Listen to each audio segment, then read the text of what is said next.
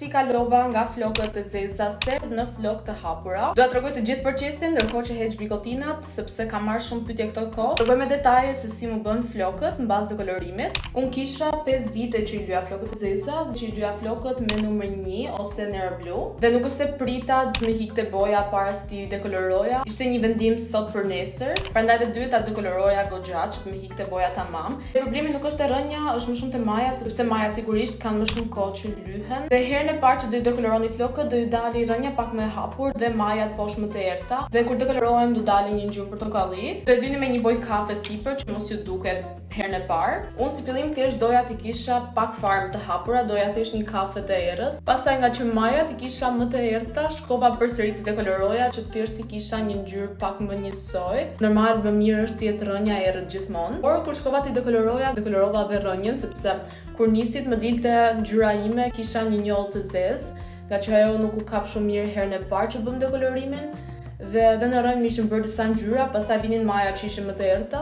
Dhe kjo ishte gjëja kryesore që sa herë që shkoja në parkeri po rregulloja. Gjë që është normale sepse nuk dihet asnjëherë se si mund të hapet, sepse dekolorosh ngjyrën e zezë nuk do dali asnjëherë një trajçme. Kur dekolorova flokët për herë të dytë, aty mu dëmtuan pastaj. Majat me sa mbaj mendun nuk është se i dekolorova më, pastaj thjesht mora me pjesën e rënjës.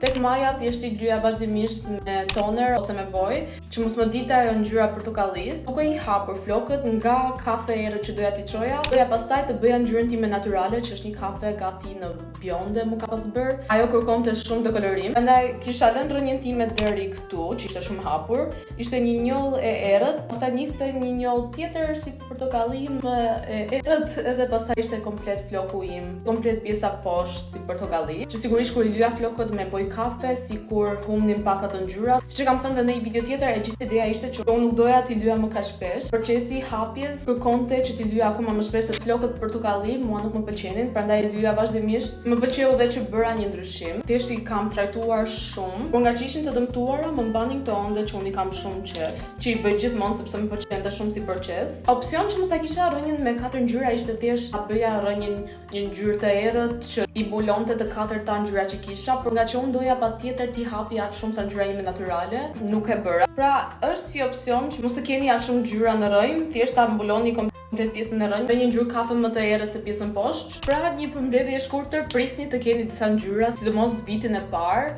por prapë më vjen mirë që e bëra si ndryshim. Nëse keni hequr dhe ju atë bojën e zezë, më thoni në komente se si ka qenë procesi juaj, sepse jam shumë kurioze ta di. Dhe përfundimisht kalova te kjo ngjyra.